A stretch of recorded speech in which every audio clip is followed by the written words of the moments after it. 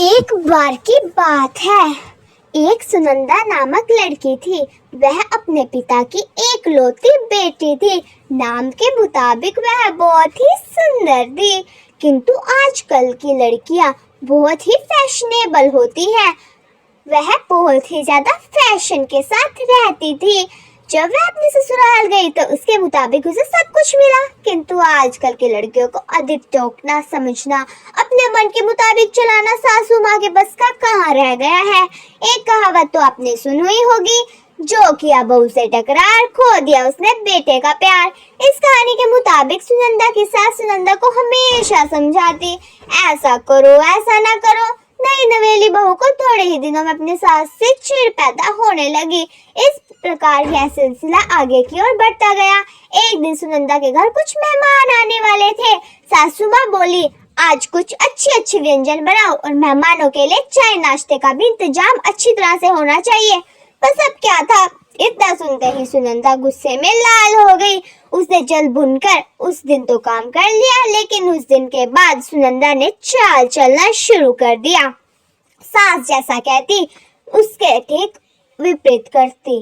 सास ने भी पुरानी कहावत के मुताबिक बहू को उसके माता पिता को गाली देना, कोसना, बड़बड़ाना शुरू कर दिया।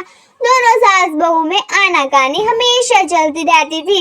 एक दिन सुनंदा अपने पिता के घर रोटी पीटती पहुंच गई। वह अपने पिता से बोली, पिताजी आप तो डॉक्टर हो, मुझे कुछ ऐसी दवा दीजिए जिसे खिलाकर वह बुढ़िया गूंगी हो जाए, क्योंकि वह मुझे गंदी गंदी गालियां देती है। इस पर पिताजी कुछ सोचते हुए बोले, बेटी मेरे पास एक ऐसी दवा है, लेकिन यह कड़वी है, वो आसानी से नहीं खाएगी, इसलिए मैंने एक युक्ति सोची है। तुम हर रोज 1 महीने तक यह दवा अपनी सास को खाने में मिलाकर खिलाती रहना। ठीक 1 महीने में वह पूरी तरह गूंगी हो जाएगी।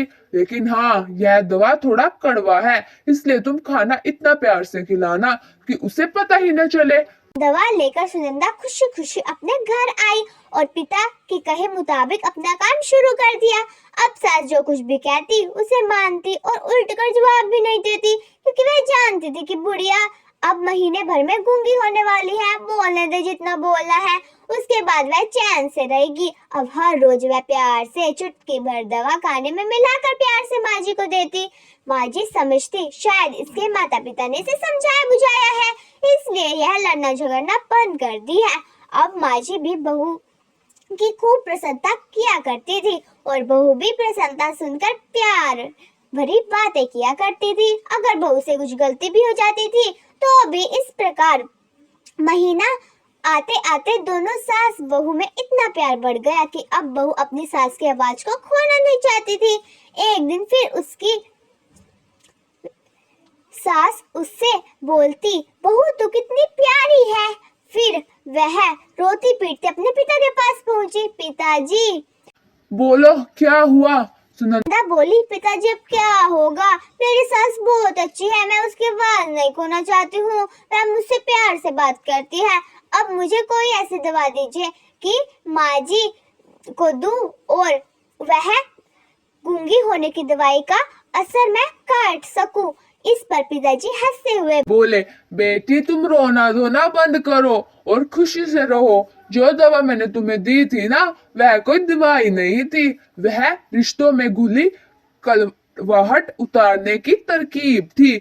अगर मैं ऐसा नहीं किया होता तो तुम शायद आज इतनी नहीं सुधरी होती। बेटी इसी प्रकार यदि तुम अपनी सास के साथ अच्छे से रहोगी तो वह भी तुम्हें अपनी बेटी के समान प्यार करेगी। अब सुनंदा को सारी बातें समझ में आ गई थी। उसे अपनी गलती का एहसास भी हो गया था। वह वापस अपने ससुराल चली जाती है। इसके बाद दोनों सास बहू बहुत प्यार से रहने लगते हैं। उनके बीच स्नेह और अपनापन का भाव आ गया था और घर में भी खुशियां भर गई थी। Thank you so much guys. अगर आपको मेरी ये वीडियो बहुत ज्यादा पसंद आई तो मेरे वीडियो को लाइक करना, मेरे चैनल को सब्सक्राइब करना और मेरे वीडियो को शेयर जरूर करना माय लविंग ऑडियंस।